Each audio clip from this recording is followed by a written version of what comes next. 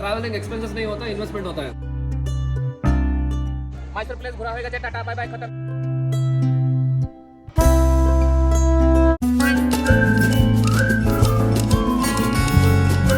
Morning everyone and welcome back to my channel Moumita's lifestyle. এই তো এখন আমরা সকালবেলা ঘুম থেকে উঠেই রেডি ফেডি হয়ে গেছি। এখন বাজে 7টা। এটা সবাই নেমে গেছে।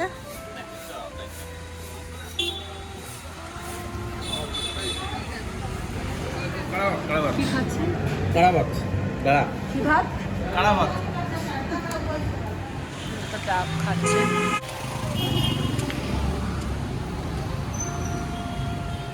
ব্যাঙ্গালোরের মাটিতে এসে ডাব খাচ্ছি সকাল সকাল।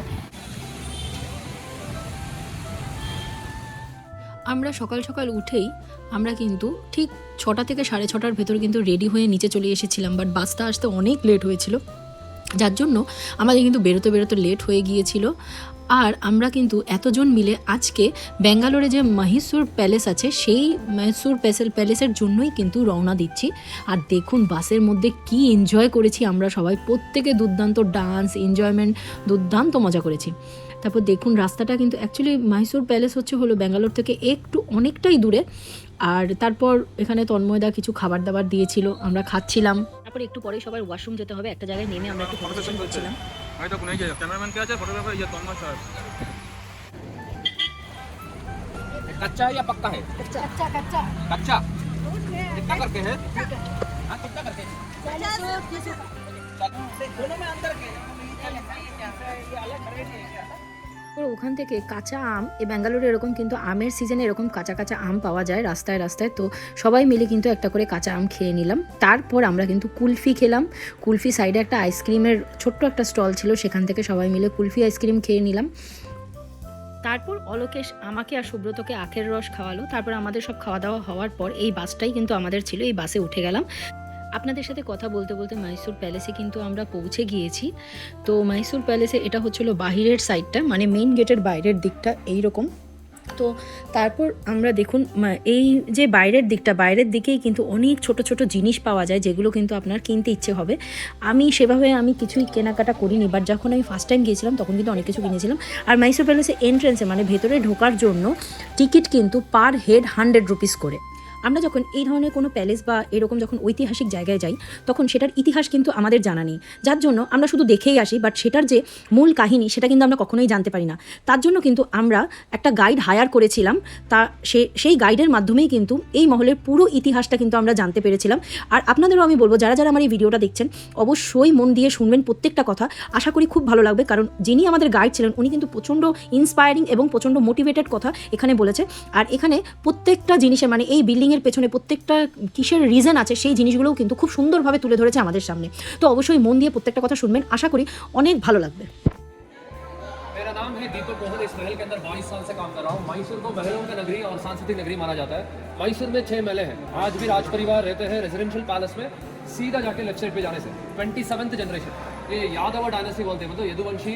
ये गुजरात द्वारका से कॉमन ट्रैवलर की तरह आकर यहाँ की राजपुत्री से शादी कर राज संस्थापन किया था 1399 में। आज़ादी होने तक 25 राजाओं ने राज्यभार किया है, 550 साल राजपाट। 22वें राजा तक यहीं की लड़कियों से शादी हो रही थी। 23rd राजा गुजरात की काठियावाड़ की रानी से शादी करके आए, तो ये हुआ था 1879 में।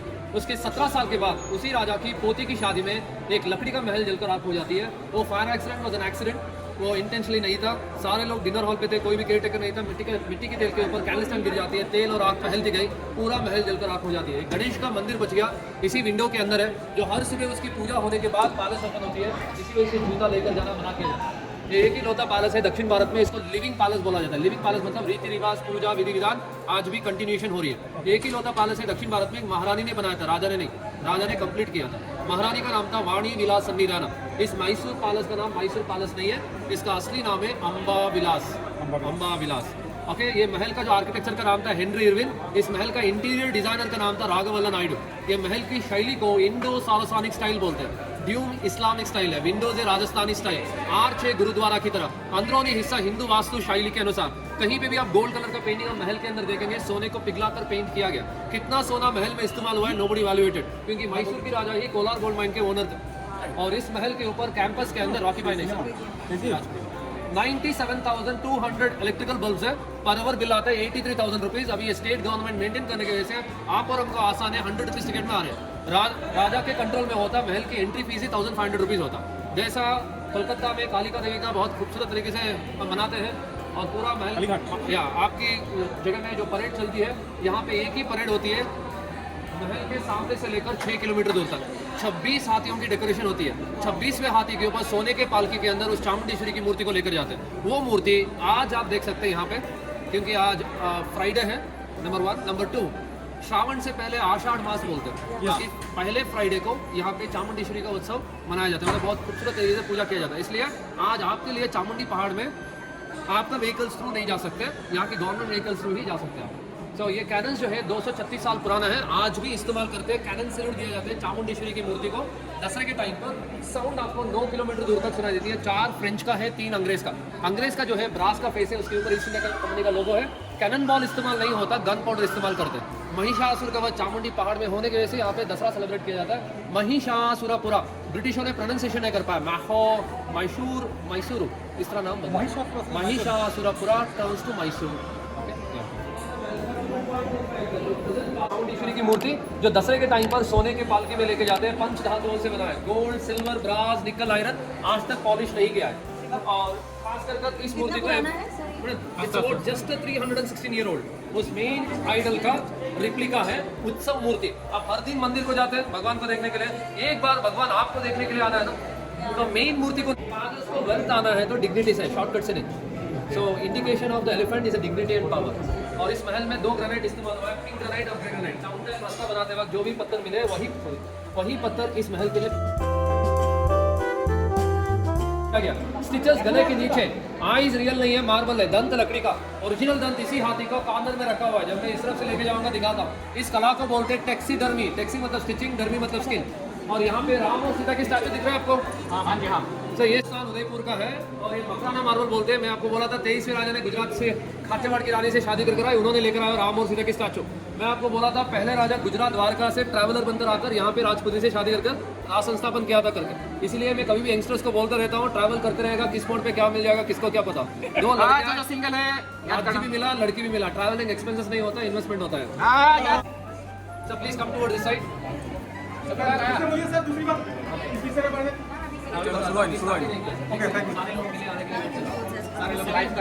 टिकटॉक बना रहा है, वीडियो कर रहा है, फोटो खींच रहा है। जो येलो पिलर दिख रहा है उसके पीछे दरवाजा जो है, वहाँ से रेजिडेंशियल एरिया स्टार्ट होती है। मयूर कल्याण मंडप बोलते हैं। 2013 में राजा की मृत्यु हुआ तो उनका बॉडी डिस्प्ले यहीं पे हुआ था। 2015 में राज्याभिषेक हुआ, वो भी यहीं पे डिस्प्ले किया गया। 2016 में उस राजा की शादी हुआ त्रिशिका कुमारी दुग्गलपुर रॉयल फैमिली लड़की से, वो भी यहीं पे, वो सारे यूट्यूब में आप देख सकते हैं। मयूर कल्याण मंडप, मोर का पंख को बनने के बाद जो कलर सब देखते हैं, कलर को कॉम्बिनेट किया है। ग्लास स्कॉटलैंड का, शैंडलियर जगस्लावक किया, पिलर सब लोहे का, अंदर से हॉलो। ये टाइल्स को जेंटली रखी जगह, प्रिंटिंग नहीं है, अलग अलग कलर की टाइल्स है, कटिंग कर खोद कर इनले किया। पर स्क्वायर फीट 3.5 घंटा लगता है, तो पूरा महल के लिए कितना समय। शादियों में जेंट सब नीचे, महिला और बच्चों के लिए बालकनी। ये जी कंपनी का फैन आज तक कॉइल तक चेंज नहीं किया है। लोग मुझे रेगुलरली सवाल करते हैं इतना साल काम कैसे कर सकती है। सिंपल, उस जमाने में वारंटी गारंटी कार्ड नहीं होती थी, क्वालिटी एंड ड्यूरेबिलिटी। इसे आप देख सकते हैं। एक चीज़ यहाँ तक जो भी सुना आपने, कोई भी गाइड आपको बता देगा। इसके बाद 2 साइंटिफिक रीज़न है, बुक में नहीं है, इंटरनेट में नहीं है। लोग उसको एक्सपीरियंस किया नहीं, महल को 10 बार भी आ गए, टूर अधूरा है। वो इस महल का की पॉइंट है, सोल पॉइंट। अब आया वो पॉइंट दिखा रहा है।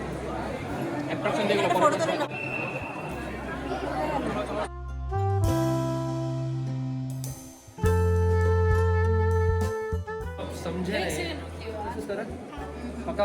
सारे दरवाजा बंद है, सीलिंग बंद है, यहाँ भी सीलिंग बंद है। इतना सा होल भी नहीं है, खड़ा रहे तो हवा 365 डेज ऐसा ऐसे ही आता रहेगा। ये इस बिल्डिंग, प्लीज, ये बिल्डिंग जो आप बाहर से देखेंगे वर्टिकल कंस्ट्रक्शन नहीं है। इस तरह वर्टिकल कंस्ट्रक्शन नहीं है, हॉरिजॉन्टल कंस्ट्रक्शन है। इस तरह पूर्व के अभिमुख है, ऑपोजिट टू ईस्ट। उत्तर और पूर्व के बीच ईशान्य कौन बोलते हैं, नॉर्थ ईस्ट कॉर्नर। वहाँ से आने वाला हवा ड्राई होकर यहाँ पे आती है, सर्कुलेशन होती है यहाँ पे, बाद में साउथ वेस्ट में या साउथ ईस्ट में बाहर जाती है। मैंने साउथ वेस्ट में विंडो ओपन कर दिया, नॉर्थ ईस्ट को क्लोज कर दिया, तो गर्मी पैदा करता है। इसलिए दक्षिण भारत के लोग ईस्ट फेसिंग प्रॉपर्टी खरीदते हैं, यूरोप के लोग जो है साउथ फेसिंग खरीदते हैं, क्योंकि बाहर स्नो गिरती है, अंदर गर्मी होना जरूरी है। मैं और एक रूम को लेके जाऊंगा, विंडो ओपन रहेगा, डोर ओपन रहेगा, फैन चलती रहेगी, गर्मी फील करेंगे। ये क्यों बनाना था? इसी जगह में शादी हो रही है, समझेगा। सारे लेडीज, राजा का जो क्लोजेस्ट रिलेटिव होते हैं, राजा का पीछे ही बैठता है। रीति रिवाज के में इन्वॉल्व होने के लिए वो लेडीज़ को जब अग्नि का कुंड रहता है वहाँ पे अग्नि का हवन होती रहती है, वो लेडीज़ क्या करते हैं, सिल्क का साड़ी पहन के रहते हैं, ज्वेलरी रहते हैं, दे डू लाइक दिस। ये साउंड जो है मंत्र का उच्चारण करने के लिए ब्रेक कर देता है, मंत्र का जो रिदम होती है उसको ब्रेक करता है, इसलिए ये क्रॉस वेंटिलेशन आइडिया इस्तेमाल किया है। ओके, एक छोटी सी सोच है ना, इस मंत्र से रिदम से क्या लेना देना आपको, वो शादी करते रहे हम फेसबुक में रहेंगे करके बोल सकते हैं। Why is like that, because एक यंगस्टर्स के लिए बात है, हम मंत्र का उसका लफ्ज का अर्थ नहीं जानते, no problem, just listen to that rhythm, आपका कंसंट्रेशन बढ़ेगा, कंसंट्रेशन बढ़ा फोकस बढ़ेगा, फोकस बढ़ने के बाद आपका मन का इच्छा बुद्धि का जो भी सोच है उसकी बीच में छोड़ दीजिएगा, left, it will come to pass. वो मंत्र का काम है वो कर देगा, वो मंत्र में शक्ति है तो करेगा, शक्ति है ना, आपका सोच वहाँ पे मिलना है। ओके, तब सिंक्रोनाइज होने के बाद इट विल कम टू पास। इतना स्पिरिचुअल काम होने के लिए फिजिकल आपके लिए प्रॉब्लम है इस तरह करना, तो इसीलिए क्रॉस वेंटिलेशन आइडिया इस्तेमाल, ये था पहला रीज़न गाइड के साथ क्यों आए। अब लोग they trust their eyes, they have deceived, इस आइज से डिसीव्ड होते हैं, कैसे आइए दिखाता हूँ।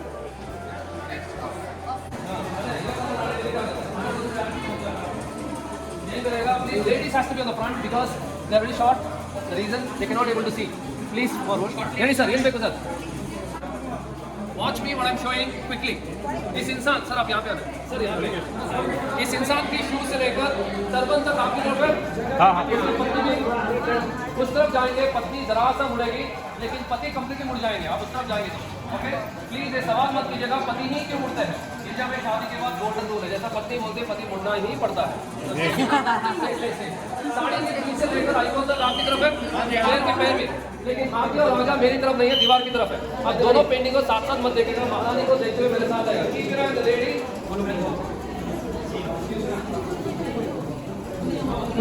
फोटो का पीछे कैमरा लाइन की wrist body face eyebrow chair का पैर आपकी तरफ, आगे और आगे इस तरफ, कंफ्यूज है तो उनको देख लीजिए। ओह माय गॉड,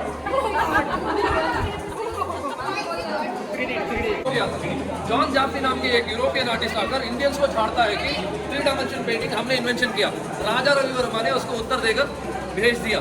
तो ये जो पेंटिंग है 1924 का 1933 का, कहीं भी जाए आपकी तरफ उड़ेगा। अब लोग इसी के सामने गए फोटो वीडियो सेल्फी लेते हुए गैजेट में बिजी होते हुए, जितने लोग इसको समझा, सिर्फ आप गाइड की वजह से नहीं, it's nothing to do with the guide, आप सब लोग उस कलाकार को इज्जत दे रहे हैं, कला को समझने की वजह से।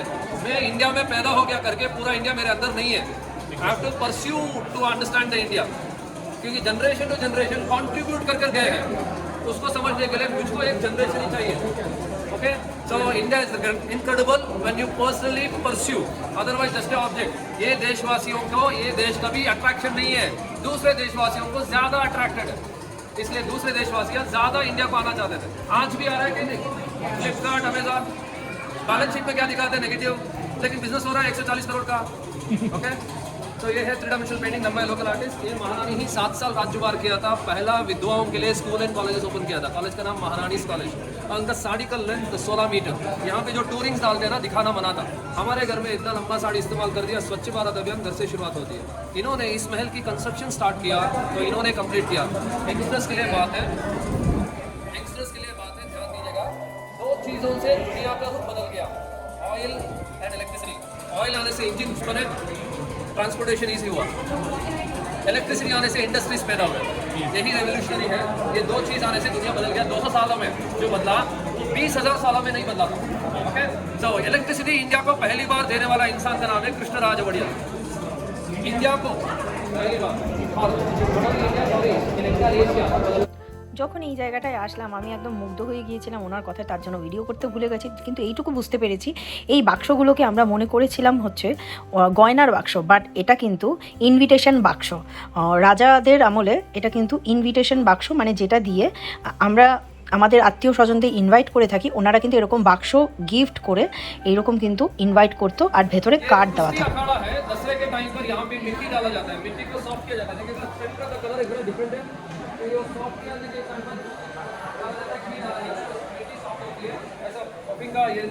जब पंच करते हैं तो ज्यादा लगता नहीं है, जब राजा इंडिकेट करता है इस तरह तो रजलिंग स्टार्ट होती है। रजलर्स के हाथ में वज्र मुष्टि दिया जाता है, हाथी का दंत से स्लाइस कर इस तरह एक वेपन बनाया गया, पहनकर फोरहेड के ऊपर ही मारना है। आदमी अनकॉन्शियस होकर गिरने तक लड़ाई होती थी, अभी खून निकल कर आ गया तो ये रजलिंग स्टॉप किया जाता है। 430 साल पुराना रजलिंग है।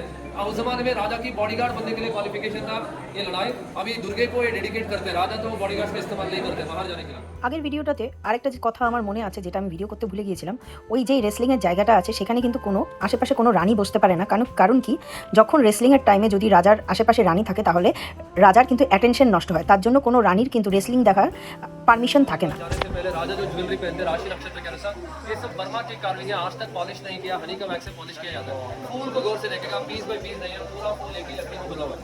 राजा किसी गेस्ट को इन्वाइट करते हैं ना, गेस्ट कभी राजा को डोमिनेट नहीं करना चाहिए। ब्रिटिशों का आदत था डोमिनेट करते थे शब्दों से, एटीट्यूड से।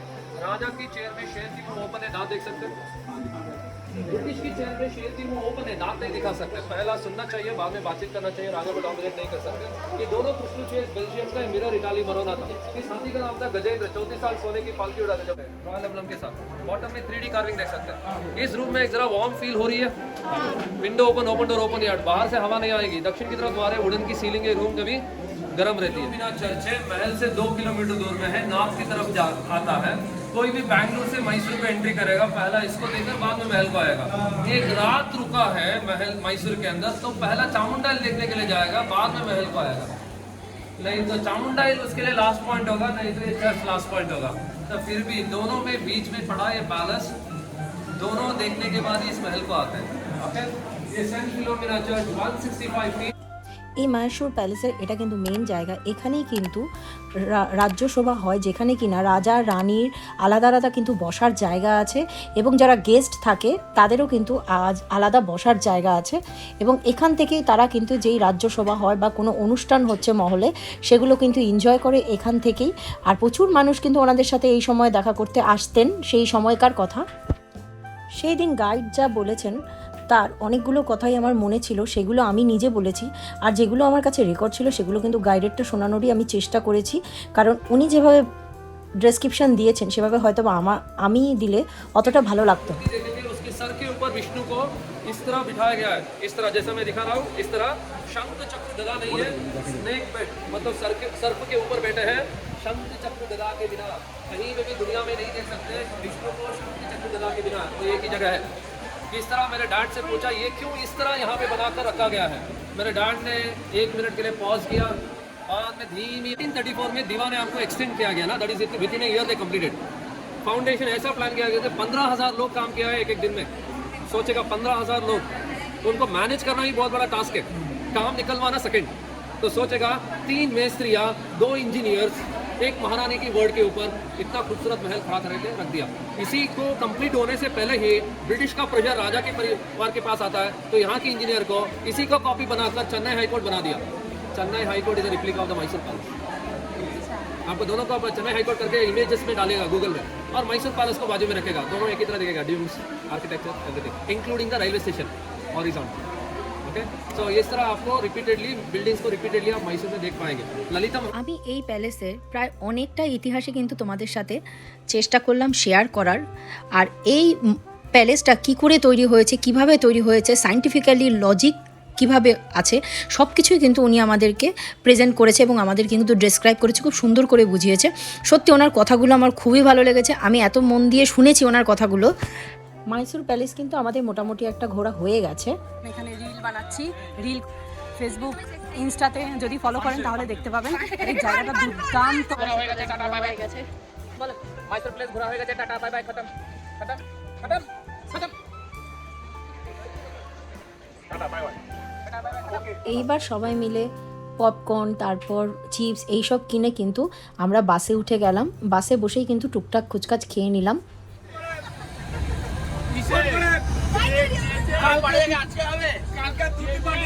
আজকে পার্টি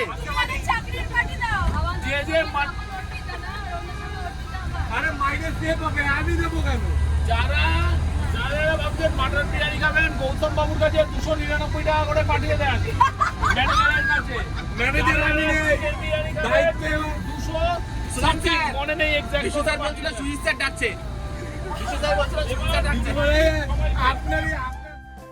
তো মাইসুর প্যালেসের আমার এই ভিডিওটা যদি ভালো লেগে থাকে অবশ্যই একটা লাইক, কমেন্ট এবং সাবস্ক্রাইব করতে কিন্তু একদমই ভুলো না। তারপর আমরা বাসে যেতে যেতে একটা জায়গায় নেমেছিলাম যেখানে কিনা রেস্টুরেন্ট ছিল। অনেকেই সেখানে থালি ট্রাই করেছিল, থালিটা অসাধারণ ছিল দেখতে, প্রচণ্ড লোভনীয় ছিল। তারপর এখানে আবার অনেকে কিন্তু চাউমিন অর্ডার করেছিল। থালিটা দেখে যদিও আমার অতটা খেতে ইচ্ছে হয়নি, কারণ আমাদের রাতে আবার বিরিয়ানি পার্টির প্ল্যান ছিল, যার জন্য আমি পিয়া ম্যাডাম সৌমিকেরা যখন চাউমিনটা নিয়েছে সেখান থেকে একটু টেস্ট করেছিলাম। তারপর রিনা ম্যাডামের সাথে যখন গল্প করতে যাই, রিনা ম্যাডামও আমার জন্য বাটিতে করে রেখে দিয়েছে আমাকে চাউমিন খাওয়াবে বলে, তো সেখান থেকেও কিন্তু একটু চাউমিন খেয়েছিলাম। তারপর দেখি মৌসুমি বণিক ম্যাডাম আরও অনেকেই যারা আছে তারা কিন্তু আরও থালি টালি ট্রাই করেছে, বাট আমরা সেখানে কিছুই খাইনি কারণ আমাদের রাতে বিরিয়ানি পার্টির প্ল্যান ছিল। তো এই ব্লগটা কিন্তু এই অবধি। তারপর কিন্তু আমরা নেক্সট একটা ডেস্টিনেশনে গিয়েছিলাম, সেটা দেখার জন্য অবশ্যই এই ব্লগটাকে সাবস্ক্রাইব করতে হবে।